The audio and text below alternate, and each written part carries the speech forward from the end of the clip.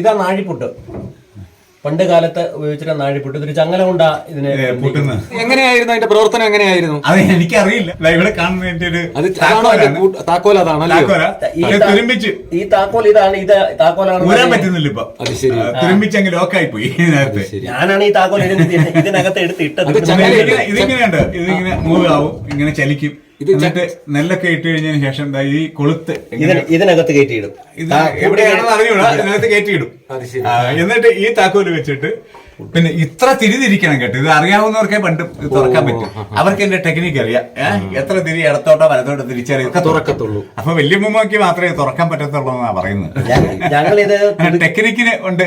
ഇതിന്റെ സംവിധാനം എല്ലാവർക്കും പറഞ്ഞു കൊടുക്കത്തില്ല. താക്കോല് കിട്ടിയിട്ടും ആർക്കും പ്രയോജനമില്ല. മറ്റൊരു ഒരടക്കുണ്ട്, അങ്ങോട്ടും ഇങ്ങോട്ടും ഒരു ടെക്നിക്കാണ്. ചെറിയ ഉടക്ക് മാത്രമേ ഉള്ളൂ. അത് നമ്മൾ പറഞ്ഞുമായിട്ട് നമുക്ക് ഇത് ഊരാൻ പറ്റാത്തത്. ഞാൻ പിന്നെ ഈ ഇത് കണ്ടെടുത്തപ്പോ ഇതും കൂടി ഇതിനകത്ത് കിട്ടും. ഈ പുള്ളിക്ക് താക്കോല് മാത്രമായിട്ട് കിട്ടി. പക്ഷെ തിരിച്ചു ഊരാൻ പറ്റുന്നില്ല. അല്ല, ഈ കഥകൊക്കെ ഇതൊക്കെ അറയില് ഇളകി കിടന്നു.